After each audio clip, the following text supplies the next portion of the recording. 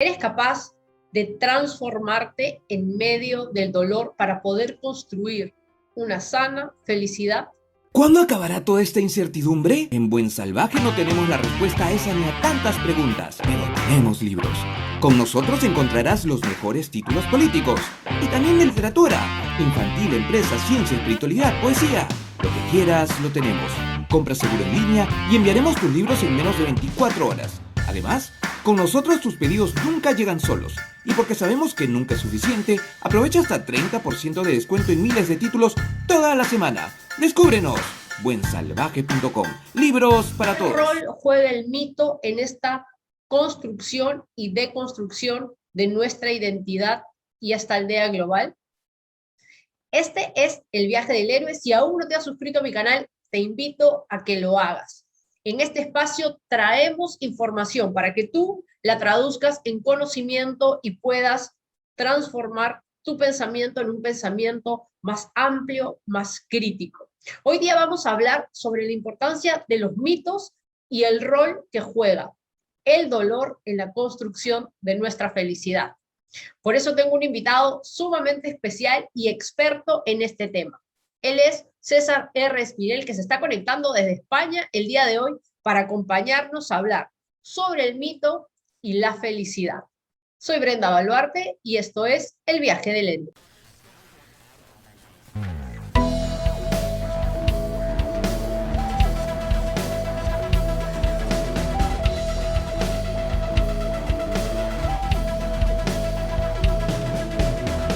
Bueno, y el día de hoy estoy súper contenta de tener nuevamente a César Espinel aquí en El Viaje del Héroe, hablando justamente del mito. ¿Qué más que hablar con él, que es un experto en este tema?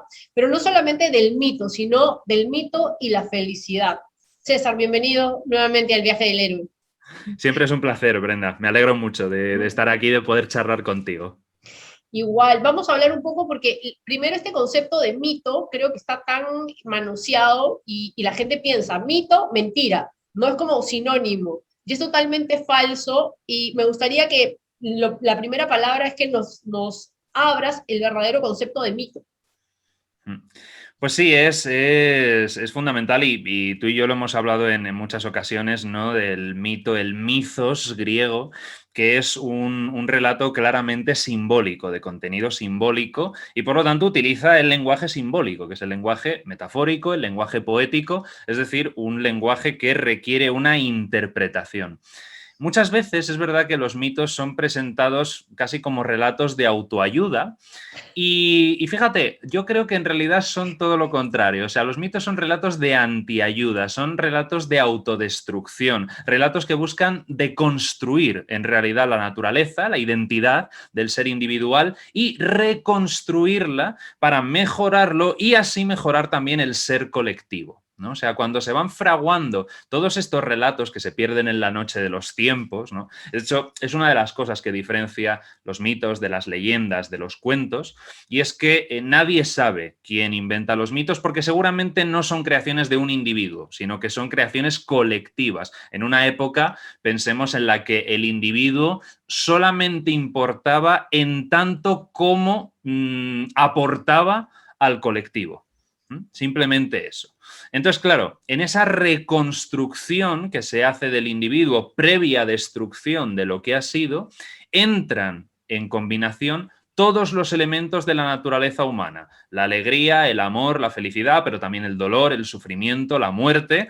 Entonces, todo ello se configura en un lenguaje poético que no es posible expresar de otra manera, ¿no? Escribía el poeta Pepe Hierro, dice, escribo poesía cuando se me acaban las palabras. Pues el mito viene a ser algo así. Es un tipo de discurso que aboga por ese lenguaje metafórico, literalmente el que lleva más allá de lo meramente racional, aparente, literal. Entonces, el mito viene a ser eso. O sea, apela a la pura esencia, a la pura identidad del ser humano, como un todo, la idea de el ser colectivo, ¿no? De que somos parte de algo mucho mayor que nosotros mismos. Iría un poquito por ahí. Claro, y qué importante aclararlo, ¿no? Porque, como decíamos, el mito, la gente lo confunde, no, esto es un mito, entonces palabra es una mentira. No, hay un algo más ahí y hay que conocerlo. ¿Cuál Sí. sería la diferencia con la alegoría y una parábola, por ejemplo, y el mito? Claro.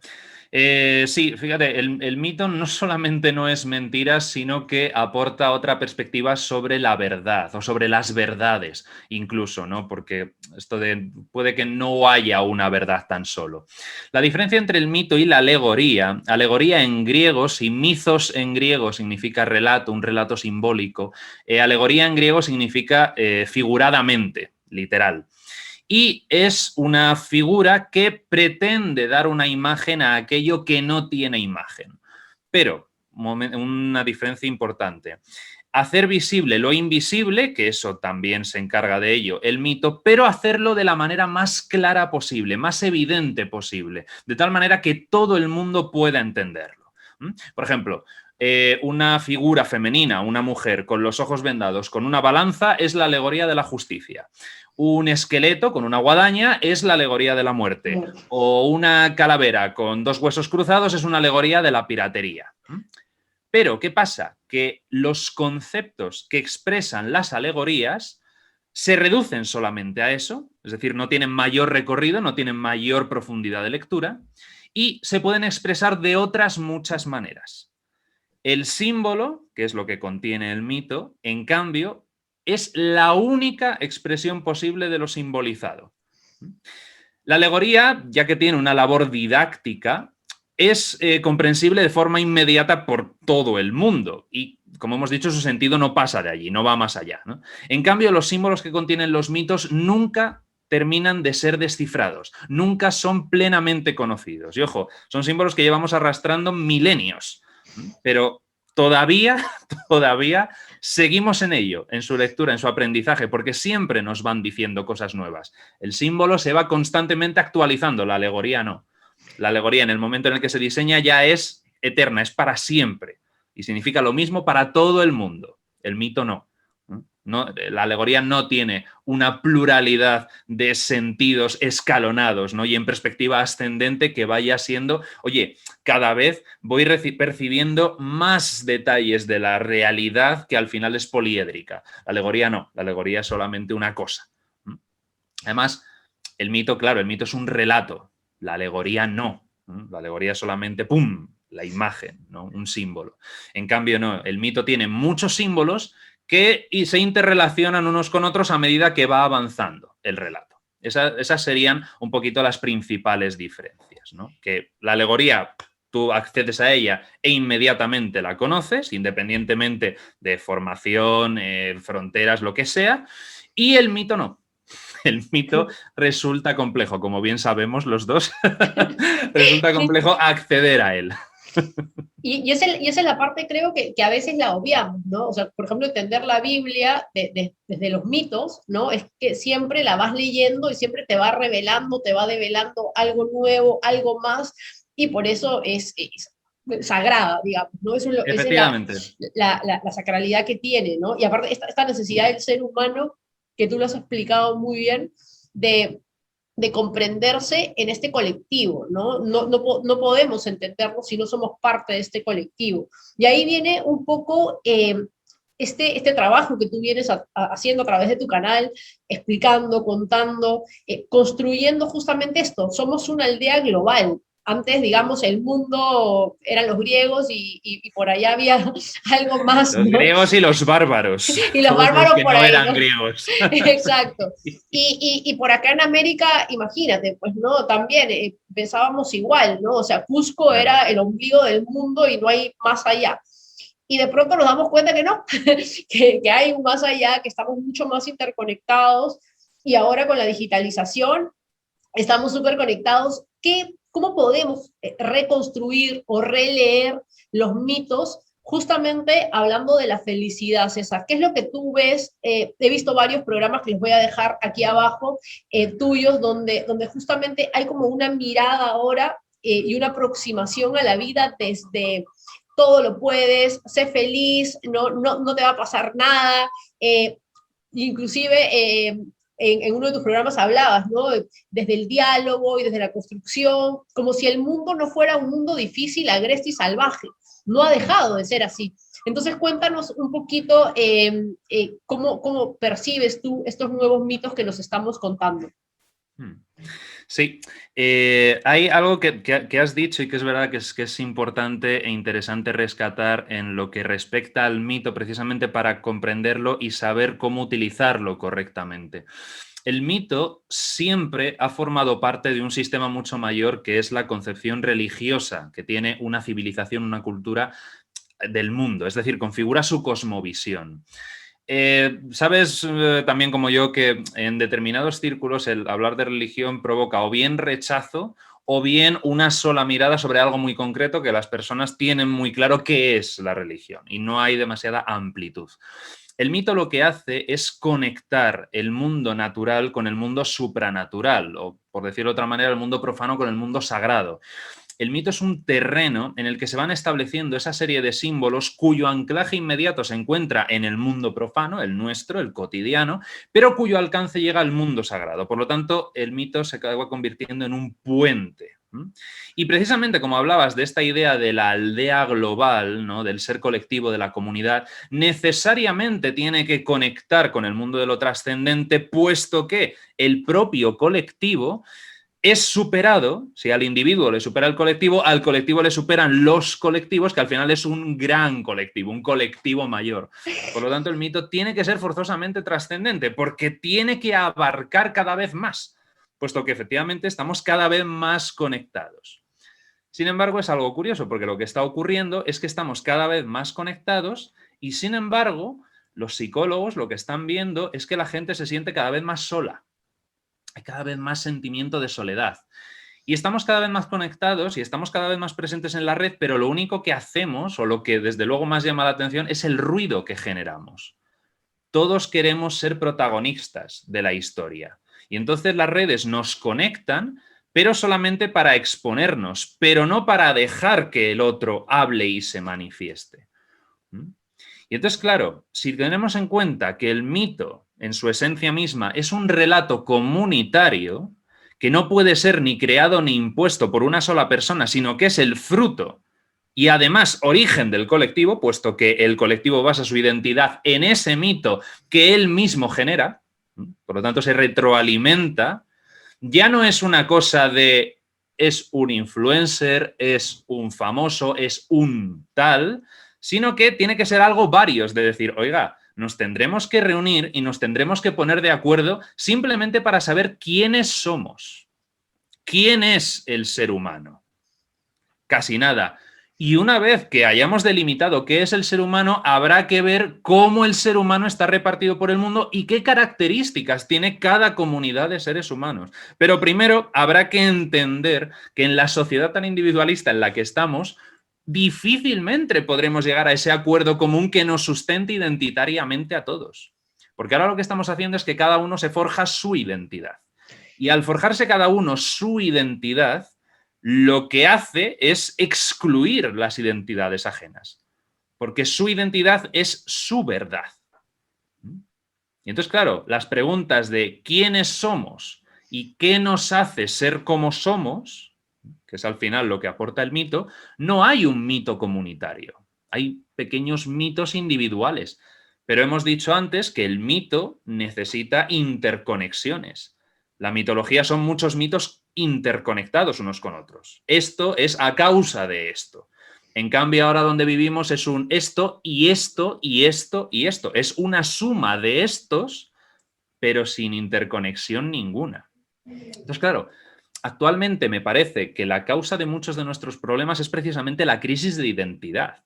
No es solamente una crisis económica, la crisis económica es solamente una parte. Hay una crisis espiritual, hay una crisis cultural, hay una crisis moral, hay una crisis colectiva. ¿Por qué es una crisis de identidad? No sabemos quiénes somos. Entonces, la identificación que hacemos con elementos tan dispares y tan abstractos, pues hace que, lógicamente, desarrollemos un rechazo e incluso te diría una agresividad en muchos casos hacia todo aquello que no encaja con nuestra identidad. Entonces, por ejemplo, los nacionalistas se enfrentan a los ciudadanos del mundo. O peor, unos nacionalistas se enfrentan a otros nacionalistas. Los capitalistas se enfrentan a los comunistas, ¿no? Porque claro, cada grupo, cada colectivo tiene su propia mitología, su propio cuerpo de relatos que les hace ser lo que son. Y entonces, todos participamos en mayor o menor medida de esos mitos comunes, a mayor o menor alcance, de unas formas u otras, pero todos estamos metidos ahí. Y entonces, la cosa es la siguiente. Es una mitología que hemos heredado, que hemos recibido, pero que no conocemos. Esto es la mayor tragedia del humano moderno. O sea, está viviendo en un ambiente que no sabe cuál es, que no conoce, que le viene dado por inercia y que lo acepta sin más, sin revisarlo, sin someterlo a un análisis crítico. Entonces, claro, la mitología que compartimos con otras personas, nivel consciente o nivel inconsciente, nos dice quiénes somos. Y entonces se dan casos como, por ejemplo, aquí en España el problema del independentismo catalán, ¿no? Nacionalistas catalanes y nacionalistas españoles. Los dos grupos tienen una mitología propia que les hace distinguirse de los demás. Y si no la tienen, se la inventan. Porque es necesaria, porque es fundamental para saber quiénes somos. Entonces, claro... Ha dicho algo que quiero rescatar, este tema de la crisis de la identidad que la estamos viviendo, que está generando aún mayor soledad, está generando un escaparate y sobre todo agresividad en busca de la felicidad, que eso es lo que me parece un poco la paradoja, ¿no? Yo tengo que construir mi marca personal, yo tengo que ser, cada vez yo me miro hacia adentro, ¿no? Hablábamos de esta idea de que el centro del universo me vuelvo yo, y todo aquello que no encaja, inclusive las frases motivacionales me parecen peligrosísimas, ¿no? Suelta, deja, que fluya, rodéate de gente que piense como tú, lo cual va generando y exacerbando un fastidio, un rechazo a todo lo distinto. Cuando hablábamos, y vamos a profundizar un poquito más sobre los mitos griegos, que como te decía, son un poquito los que más conozco gracias a ti y los que más me gustan porque los griegos me hacen sentir como, qué bueno que soy quien soy, ¿no? Si hay toda esa variedad y esa gama en el panteón, me siento un poco más tranquila. Entonces, de alguna manera, ¿cuál es tu mirada desde la importancia de generar esta identidad? Porque ya somos una aldea global, ya hay una interconexión, hoy día estamos aquí, España, Perú, conectados, estás dando clases para Chile, y estás llegando mucho más a Latinoamérica, y de alguna manera es cómo contamos este mismo mito que nos vaya generando identidad, una identidad inclusive múltiple, que es como de alguna manera yo pienso que podemos empezar a entendernos un poquito mejor. Sí. Pues mira, yo la verdad voy a barrer un poco para casa, pero creo que la mitología comparada es una muy buena herramienta. Precisamente porque como podemos conocernos, como podemos hablar, esto hace unos años era impensable. Todo el mundo tenía la misma mitología y nadie había salido de las fronteras de su pueblo, todo lo más para irse, pues en este caso, a Mallorca, o sea que era el locurón. Ahora nos vamos a la otra punta del mundo y conocemos a personas que no tienen nada que ver con nosotros desde el principio, tienen una cosmovisión completamente distinta. Entonces, claro, nuestra mitología puede hacer dos cosas, o bien ampliarse y, por lo tanto, relajar sus postulados, o todo lo contrario, mantenerse en ese reduccionismo de esto soy yo y estos son los míos, endurecerse en sus postulados y convertirse en excluyente, de tal manera que se produzca el rechazo y la agresividad contra el otro. Entonces, ¿qué es lo bueno que tiene la mitología comparada? Ver que los distintos pueblos en distintos puntos del planeta han desarrollado su lenguaje mitológico de muy distintas formas, pero que en esencia, en el sustrato que yace en la base de toda esa construcción mitológica que a primera vista parece muy dispar, en realidad encierra las mismas nociones. Y entonces pensamos, oye, es que a lo mejor aquí es donde reside la esencia del ser humano, que es lo que tenemos en común. Hace poco se ha descubierto un nuevo Homo en Israel que parece ser que va a cambiar completamente todo lo que sabíamos de la historia de la humanidad y de la evolución, ¿no? Es decir, ¿es posible que haya algo que nos identifique como especie, como ser humanos? Es decir, tenemos las mismas inquietudes, tenemos los mismos anhelos, tenemos el mismo deseo, tenemos el mismo miedo.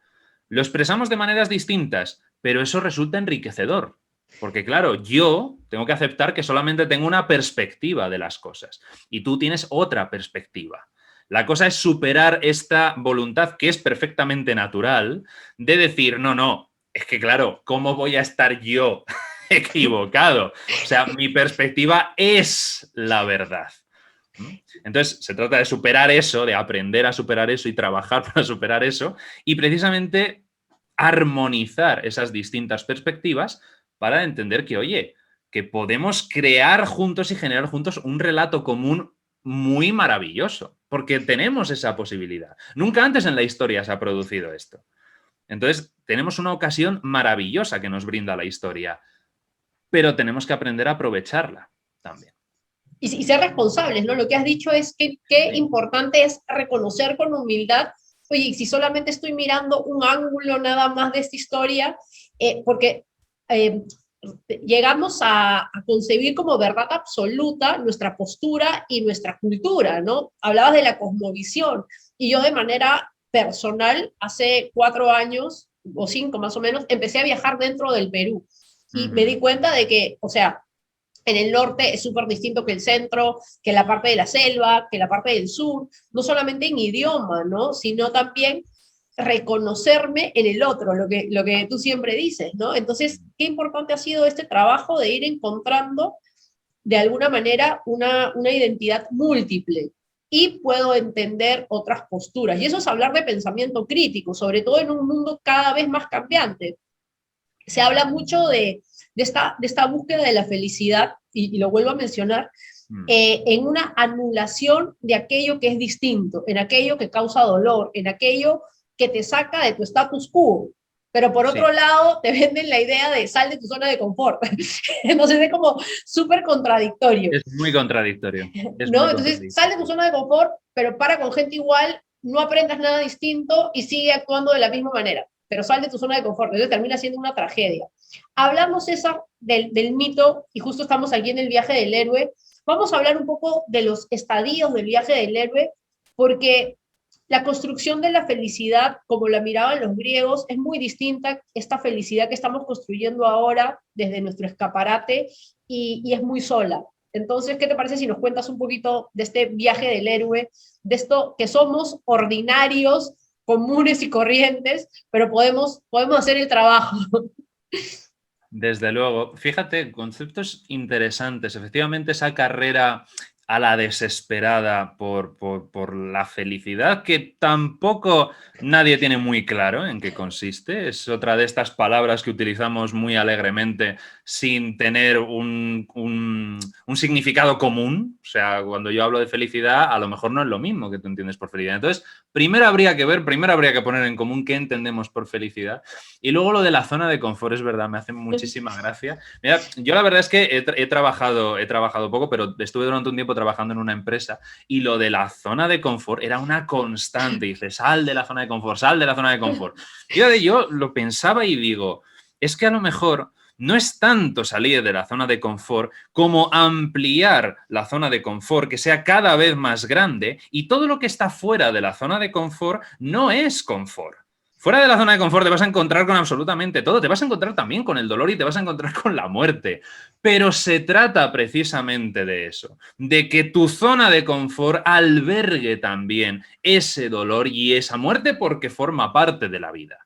Entonces se trata de que estés cómodo, confortable en la vida. Eso es lo que transmite el mundo clásico. De hecho, los griegos tienen incluso una palabra para eso, que es la ataraxia. La ataraxia es lo que en sánscrito viene a ser el moksha o nirvana. Es decir, es el aceptar tranquilamente, con serenidad, que hay cosas que no dependen de ti, entre ellos el dolor y el sufrimiento. Entonces, si emprendes una búsqueda constante, y ahora vamos a lo del viaje del héroe, si emprendes una búsqueda constante cuyo objetivo es la felicidad, vas a fracasar sí o sí. Porque es imposible, no puedes alcanzar la felicidad blanca, limpia, pura. No hay ninguna vida que sea eso. Porque es que somos humanos, entonces te vas a poner enfermo, vas a envejecer, vas a acabar muriendo, van a morir tus seres queridos. No, yo me subo a lo alto de un pináculo y soy feliz y me aíslo del mundo. No puede ser. Hasta los que están aislados del mundo tienen ese mismo sufrimiento que supone el aislamiento, ¿no? Los esicastas del desierto que se iban allí a una cueva como ermitaños a vivir solos, aislados. Eso también es un sufrimiento. Mira las tentaciones de San Antonio. O sea, ese hombre no paraba de sufrir. Y en ese sufrimiento y en aceptar ese sufrimiento es donde reside la ataraxia y es la auténtica felicidad. Entonces, claro, lo del viaje del héroe, para lo que nos interesa ahora, nos podemos enfocar en las tres grandes etapas, ¿no? Las tres macroetapas, por así decirlo, que es la salida, la iniciación y el regreso. La salida en el viaje del héroe tiene la llamada, la reticencia a esa llamada y el cruce del umbral. La salida es la toma de conciencia de lo que es la vida y que es una cuestión de vida o muerte, sin paliativos. Todos, como héroes, como heroínas, tenemos que descubrir nuestra misión, cuál es la misión vital y triunfar sobre nosotros mismos. Pero para eso hay que morir. Precisamente cruzar el umbral lo que significa es dejar atrás todo aquello que conoces, es decir, la dichosa zona de confort, dejar atrás todo aquello que conoces y dejar atrás todo aquello que eres. Y dejar atrás siempre, perder siempre, genera dolor.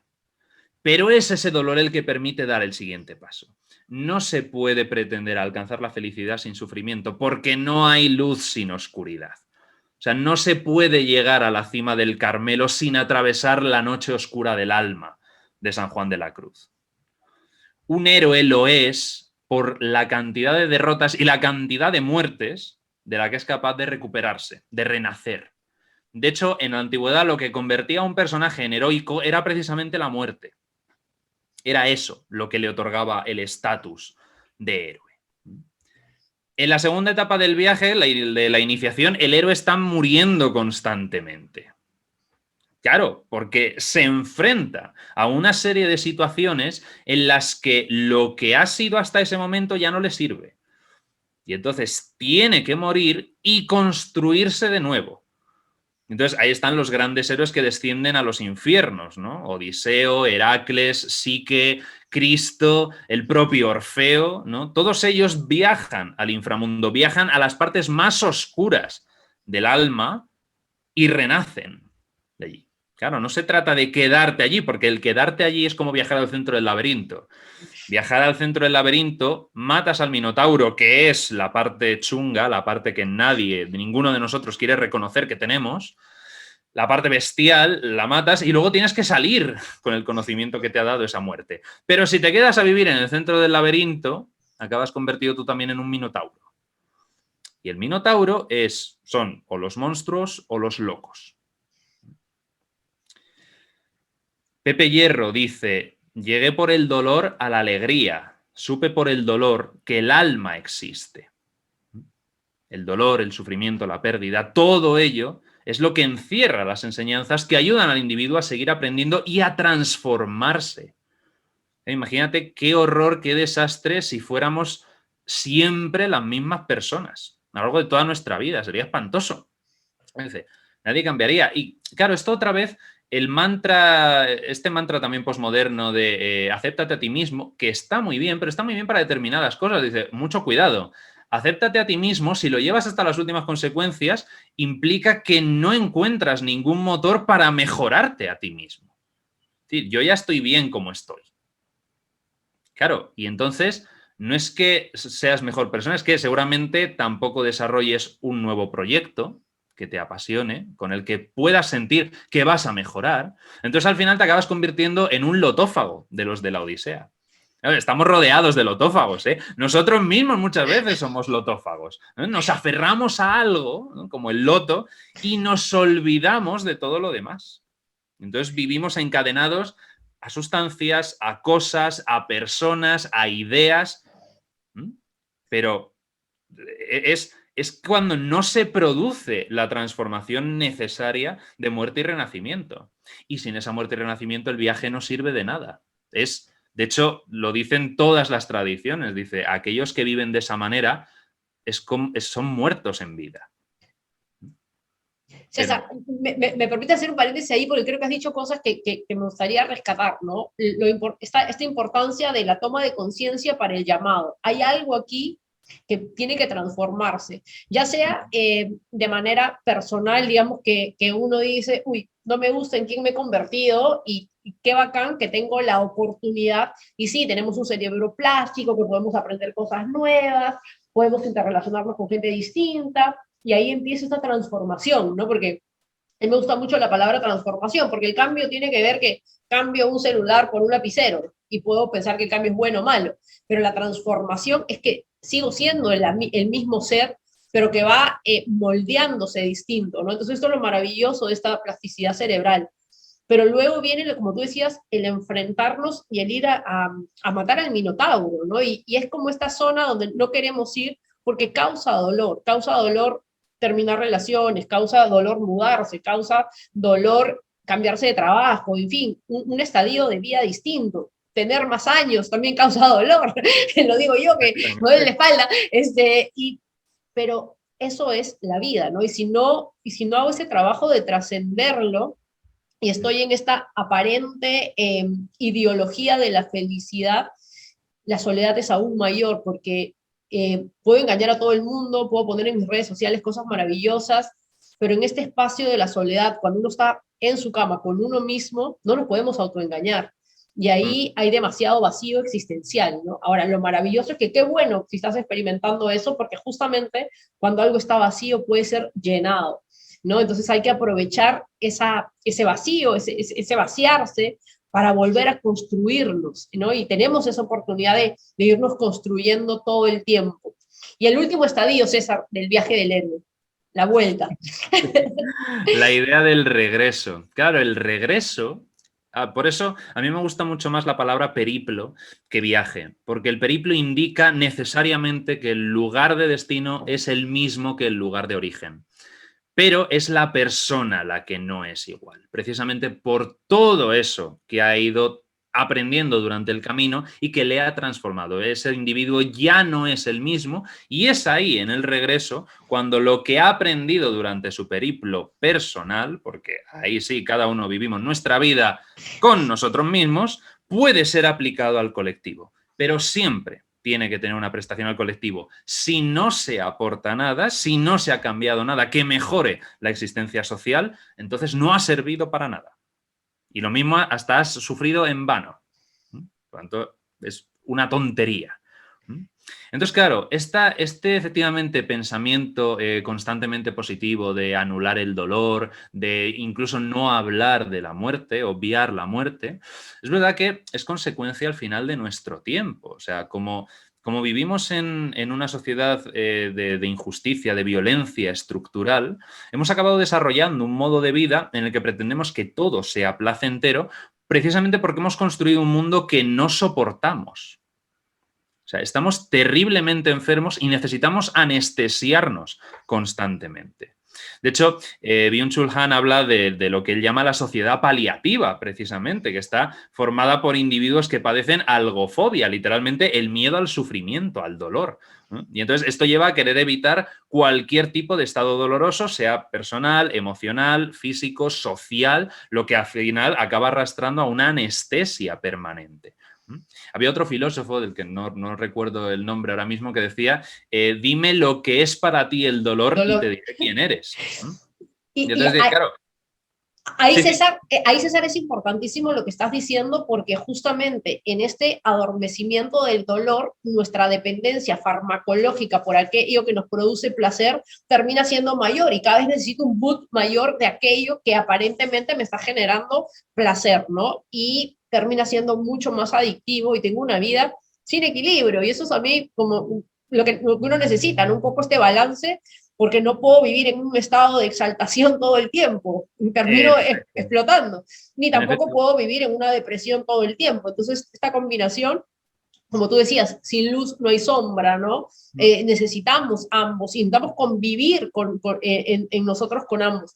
Y lo que tú decías, que dice Byung-Chul Han, ¿no? Que cómo nos estamos adormeciendo, y ahí es donde para mí pongo la alerta, ¿no? Porque justamente se ha convertido en un negocio la felicidad, se ha convertido en tómate las flores, diferentes cosas, ¿no? El coach que todo el tiempo te está motivando, te está diciendo que vayas hacia adelante, que te dice que todo lo puedes, tu emprendimiento, tu relación, tu religión, y de pronto solamente estás adormeciendo y no estás enfrentando ese proceso de transformación que al final, contra más te resistes, más probabilidad de que te quiebres hay. Cuando más te dejas transformar, descubres nuevas cosas, ¿no? Entonces, creo que es muy importante empezar a mirarlos desde ese lugar. César, ¿por qué los griegos tenían tan claro? Bueno, yo voy a hablar de los griegos porque son los únicos que conozco en este momento, pero sí, cuando siga estudiando con César voy a poder mencionar a otros. ¿Por qué ellos tenían tan claro este vínculo, ¿no? con el dolor, con la muerte? Porque ahora estamos, o sea, ya nos estamos vacunando, porque lo que queremos es evitar la muerte, lo cual es inevitable porque estamos vivos. Entonces, claro. ¿No? Y como yo fastidio acá, digo que ahora se está muriendo gente que antes no se moría, ¿no? Entonces, sí. ¿Cómo podemos integrarlo y entenderlo? Creo que el mito, el símbolo, termina siendo como esta vía, como tú lo mencionas, este lenguaje simbólico y metafórico. Pues sí, mira, la mitología al final plantea respuestas sobre las pulsiones y los modos de comportamiento humano. Y esas ideas, nosotros, el hombre posmoderno, solamente ha empezado a intuirlas a partir de Nietzsche y de Freud, es decir, en tiempos muy modernos, gracias a la psicología. Pero ellos no necesitaban ninguna aclaración. O sea, ellos lo que hacían era utilizar esos arquetipos de la mitología, porque en el fondo somos nosotros, somos todos nosotros. Hay una idea, es verdad, muy equivocada del héroe, muy simplista, ¿no? Como de héroe blanco, sin falla, siempre triunfador. Nada más lejos, o sea, los héroes son extraordinariamente complejos y muchas veces con valores negativos, ojo. O sea, Odiseo, por ejemplo, que es un gran héroe clásico, es un mentiroso empedernido, no hace otra cosa. Y aún así, las grandes obras míticas lo que enseñan es humanidad. Enseñan el respeto a la diferencia, enseñan el respeto al otro, porque el otro también conforma parte de tu propio ecosistema. Heródoto, por ejemplo, admiraba a los persas, aunque hablaban una lengua distinta. Homero era un gran fan de los troyanos. Uno lee la Ilíada y está claro con quién va el autor. No va con los griegos, va con los troyanos.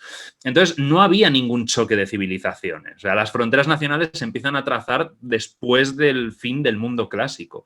Pero la auténtica patria de los antiguos es la cultura y la lengua.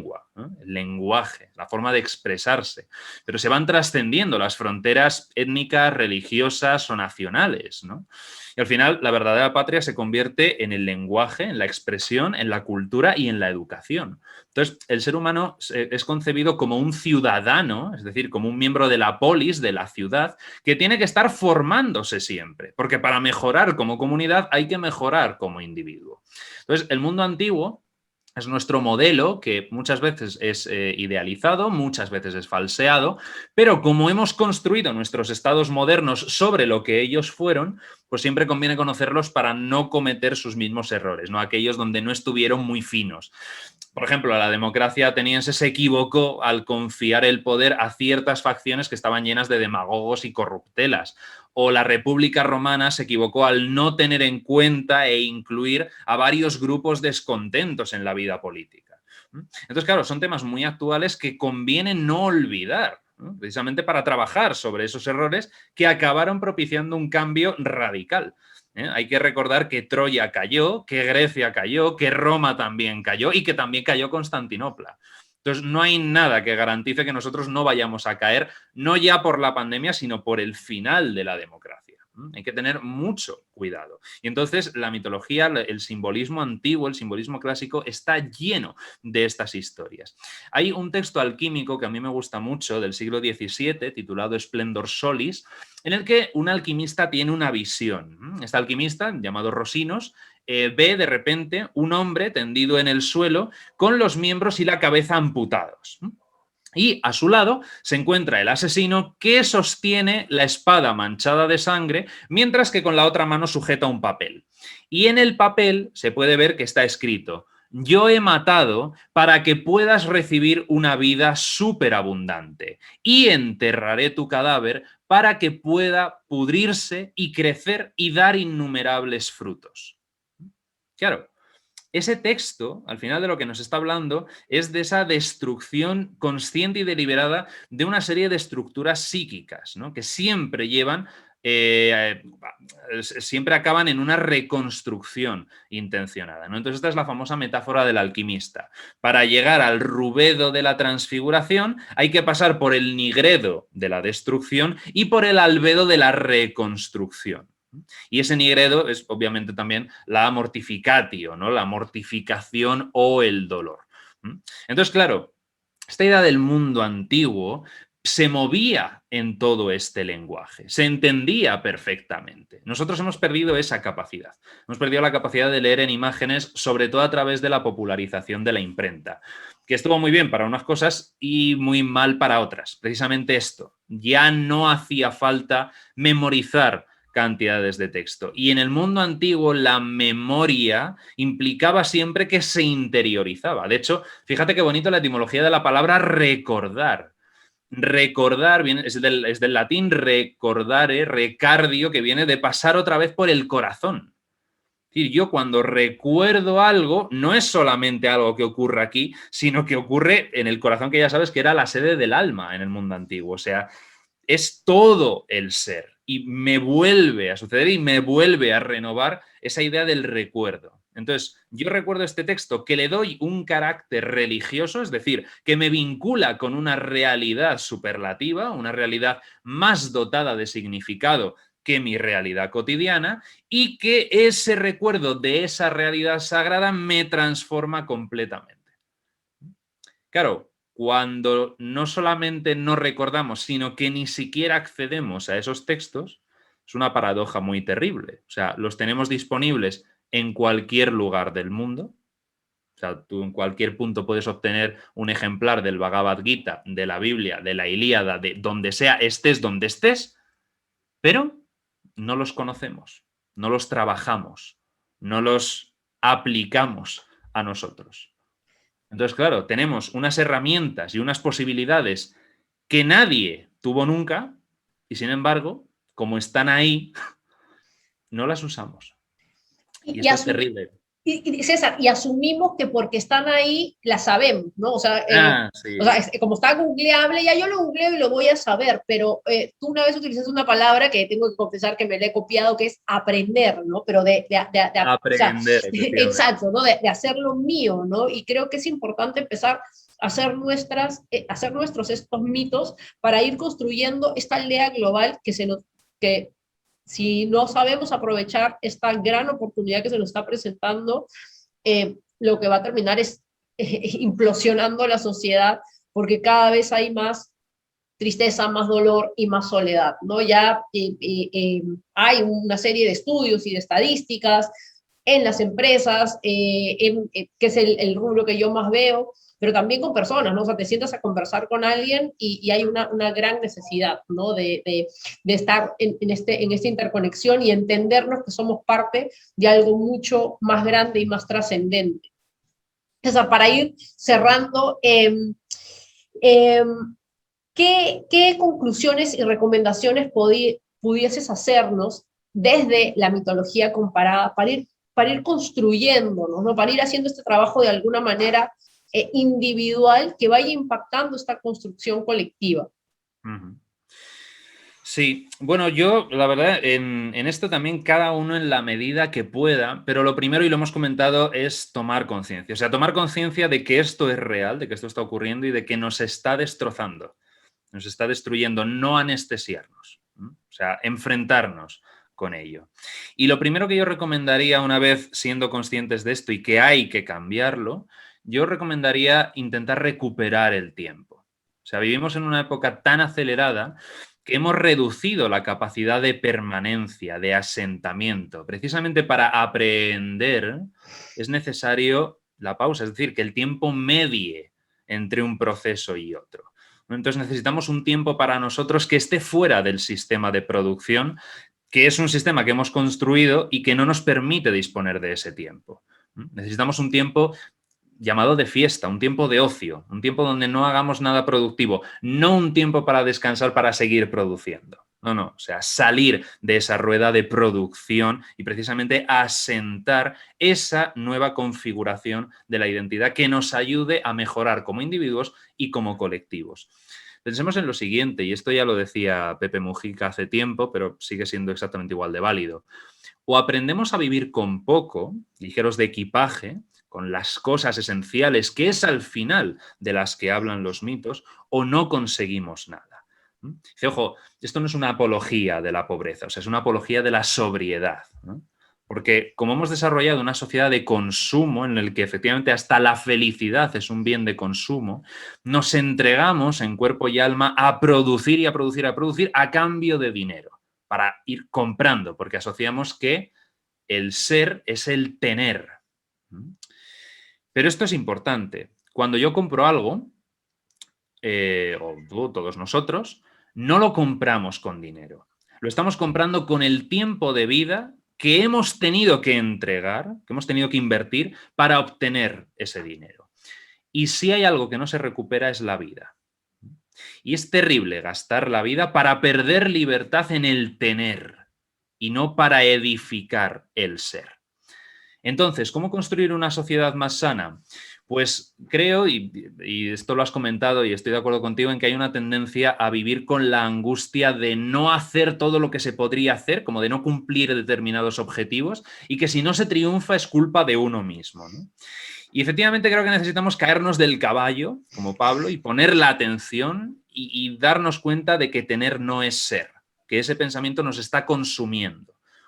Eduardo Galeano también lo resumía muy bien. Decía que vivimos en un mundo en el que el funeral importa más que el muerto, donde la boda importa más que el amor y donde el físico importa más que el intelecto. Y entonces vivimos en la cultura del envase que desprecia el contenido. Me parece fantástico. Creo que hace falta reconectar con lo sagrado. También de construir este tipo de palabras, de construir lo que asociamos con felicidad, con alma, con sagrado, con divinidad. Porque hay muchas ideas que se han gastado de tanto usarlas y que ya generan rechazo por lo que significó en su momento. Esto hay que volver a trabajarlo, hay que volver a poner en común nuevos significados sobre ello. Entonces, creo que nos hace falta reconectar con lo sagrado, entendido como algo dotado de un significado extraordinario que nos permita profundizar en más capas de la realidad, en penetrar en la esencia de la existencia misma, ¿no? De la realidad auténtica. Creo que muchas veces no nos paramos a pensar por qué hacemos lo que hacemos. O, si lo pensamos, no terminamos de discernir tampoco si lo hacemos porque queremos hacerlo o porque la sociedad, el colectivo, de forma directa o indirecta, nos está incitando, espera de nosotros que lo hagamos. Y sin embargo, hay muchas personas que no aceptan ese rol impuesto desde fuera. A los monjes budistas, por ejemplo, se les enseña a vencer el deseo que conlleva necesariamente dolor a través de la contemplación del cuerpo de una joven como un cadáver lleno de gusanos, ¿no? O como un esqueleto. Los renunciantes hindúes van errantes, sin casa ni comida, van desnudos y con ceniza en la frente para expresar la indiferencia por las preocupaciones físicas o sensoriales. Los ascetas cristianos meditan sobre la pasión de Cristo, el gran héroe sufriente por excelencia de la mitología mundial, y también el sufrimiento de los mártires, ¿no? Que expresan esa unión con Cristo a través de esa identificación que hacen, la llamada imitatio Christi. Entonces, encontramos muchas expresiones de religiosidad, de conexión con la trascendencia, a través de ese dolor y de esa mortificación, aunque en una sociedad construida por el placer y por el sentirse bien, esto resulte difícil llegar a entenderlo y muchísimo más a vivirlo.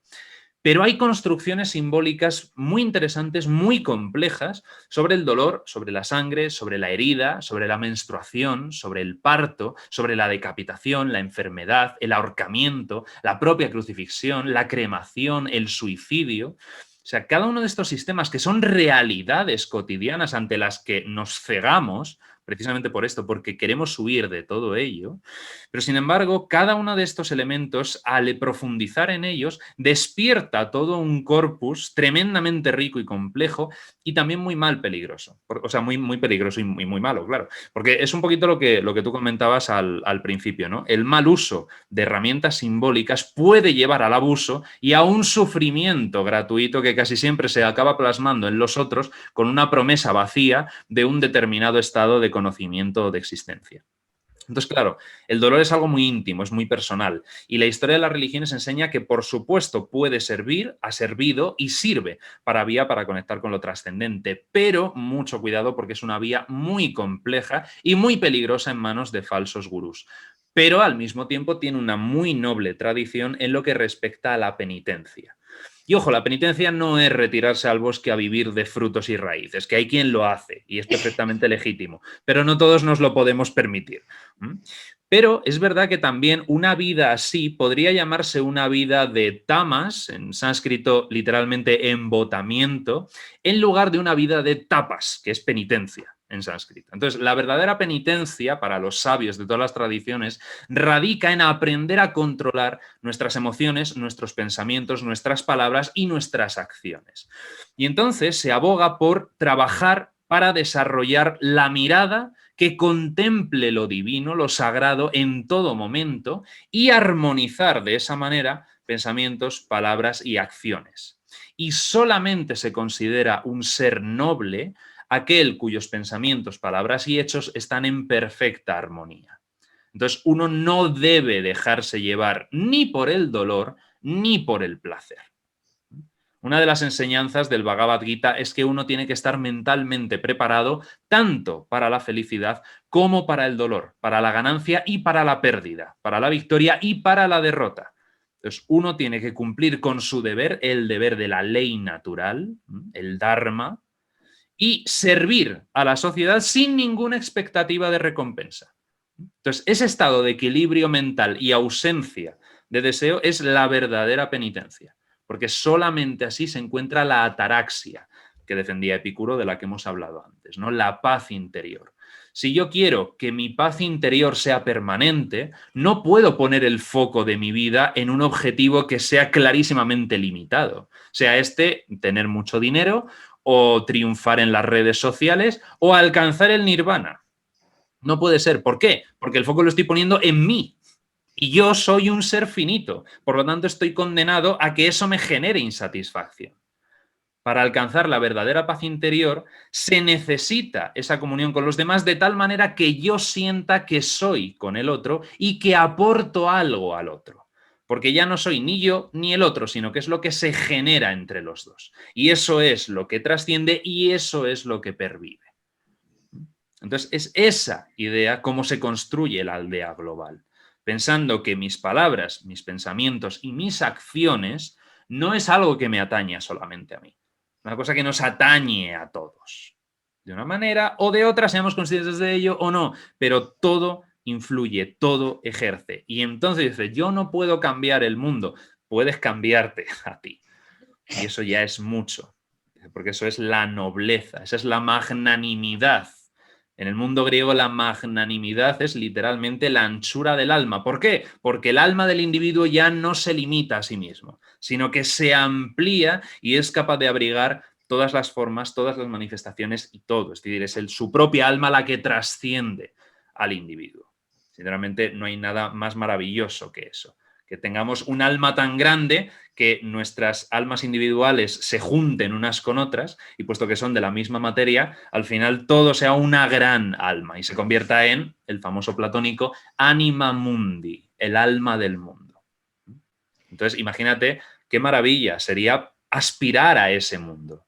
Cada uno es uno con sus diferencias, con sus peculiaridades, con sus experiencias, pero en la esencia que radica en cada ser humano, el alma es compartida, porque todos remamos en una dirección, porque todos somos hermanos y hermanas, tal y como dice Génesis.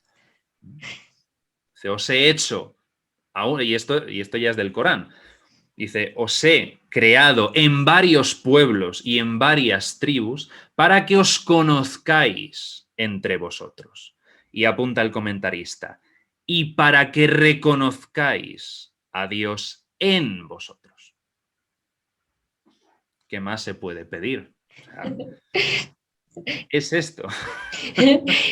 César, gracias porque lo has de alguna manera englobado, encriptado de una manera muy sencilla, y esta necesidad, ¿no?, de construirnos, pero para construirnos tenemos que deconstruirnos primero, es la palabra que creo que ahorita tenemos que más utilizar y emplearlas para primero deconstruirnos a nosotros mismos, para comenzar a construir estos símbolos que necesitamos, estos mitos comunes, y como tú decías, tener esta humildad de que aquello que estoy construyendo justamente es algo que estoy construyendo no solamente para mí, sino en este vínculo y en esta interrelación con el otro, ¿no? Para ir haciendo esta aldea global que nos merecemos, porque si tenemos todo este intelecto y todas estas capacidades y tenemos toda esta digitalización, empleémoslo para construir ese mundo mejor que queremos, no ese mundo allá, ¿no?, donde quién sabe si lleguemos, sino traer el cielo a la tierra.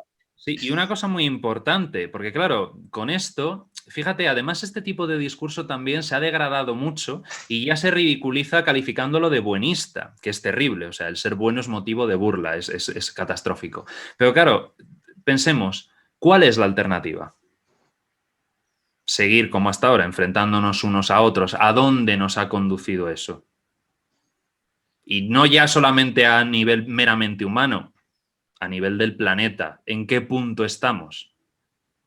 O sea, si solamente importo yo, si solamente importa mi beneficio material, ¿qué me va a durar? Lo que dure mi vida. Y ya está. Nada más. Realmente tenemos que apostar por eso, que cada uno vaya a lo suyo. No duramos en absoluto nada. De hecho, si realmente llevamos eso hasta las últimas consecuencias, ni siquiera la vida del individuo, de cada individuo a día de hoy, tendrá ningún sentido. Porque, de hecho, esto ocurre desgraciadamente en algunos países. Yo voy paseando por la calle y de repente se baja alguien de un coche, me mete 4 tiros y ya está. Desgraciadamente, aquí en España, lo he leído hoy, la noticia, a un chico de 24 años en Galicia, al norte de España, le han matado simplemente por ser homosexual. 24 años, se acabó. ¿Realmente este es el mundo en el que queremos vivir? Entonces, esto nos lo tenemos que plantear. Dice, ¿qué hacemos? ¿Aportamos soluciones o formamos parte del problema? ¿Nos cegamos al problema? Totalmente, César. Y o sea, si queremos ser esos agentes de cambio, yo siempre digo, tenemos que ser el cambio que queremos ver. O sea, yo no puedo ver fuera nada que yo no esté trabajando dentro de mí, ¿no? Y estamos llenos de influencers, pero de muy pocos referentes. Y necesitamos esa referencia que tú mencionaste, entre este equilibrio entre lo que pienso, siento y hago. Porque nos estamos aferrando mucho al credo, ¿no? Yo creo en esto, pero actúo sin amor, sin igualdad, de una manera egoísta, mi meta, y no se trata de llegar, se trata de que lo hagamos juntos, porque, o sea, solo no pasa absolutamente nada, porque somos seres sumamente finitos. Entonces, invitar un poco a este trabajo, y si quieres hacerlo, obviamente, matricularte a los cursos de César, que están buenazos, religiones comparadas, simbolismo comparado. Cuéntanos un poco de tus cursos, César. Sí, pues ahora ahora viene el verano de descanso, pero es verdad, en octubre volvemos a retomar todos los cursos, 2 de mitología comparada, uno del mundo, digamos, de Occidente, las mitologías que han construido la identidad occidental de toda la cuenca mediterránea y el continente americano, y el otro destinado a las tradiciones orientales, también con un poco de mitología de Europa del Norte, celtas y escandinavos, y también de América Latina, sobre todo mayas y mexicas. Entonces, eso es un poquito los 2 grandes cursos de mitología comparada, y también este año hemos empezado con uno sobre la historia de la Biblia, ¿no? Precisamente para saber de dónde sale cada uno de los libros de la Biblia, quién los escribe, por qué los escribe, cuándo los escribe, qué sentido tienen, qué valores pretenden transmitir y cómo se va desarrollando todo el pensamiento que en realidad ha condicionado a la práctica totalidad del mundo. Porque Quien más, quien menos, ha sido influido bien por el judaísmo, bien por el cristianismo, bien por el islam. Y el corazón de todo está en la Biblia. Entonces, es ver cómo ese pensamiento religioso que ha configurado nuestra cosmovisión, no ya la cosmovisión de los antiguos, la nuestra también, porque ya la simple diferenciación entre el bien y el mal es fruto de la tradición abrahámica, que reside en la Biblia, pues entender muy bien cómo esa espiritualidad se ha ido desarrollando, ha ido evolucionando, y ver efectivamente todas las contradicciones que existen y lo maravilloso que existe. Porque indica precisamente ese compartir pensamientos. Seguramente la Biblia es el libro más democrático que existe, porque tiene opiniones completamente dispares, completamente opuestas, y están en el mismo libro. Son parte de lo mismo. Es maravilloso. Totalmente. César, yo te voy a retar a que el próximo curso que abras tiene que ser de la cultura inca, te tienes que hablar algo de Perú, sí. Ese es como un poco el reto. Aquí hay un libro que yo me he comprado y no encontré nada de los incas, así que creo que estuve revisando no hace mucho porque ahora en el canal de YouTube estoy haciendo una serie dando salida a distintas peticiones. Estuve revisando comentarios de vídeos antiguos y es verdad, di con el tuyo de hace bastante tiempo, de por favor un vídeo sobre mitología inca. Estoy trabajando en el guión, así que sí, habrá pronto un vídeo sobre mitología inca, por supuesto. Sí, porque hay cosas súper interesantes cuando yo las he descubierto, ha sido un descubrir, ¿no? Un descubrir y sobre todo que nos va ayudando también en la construcción de este Perú con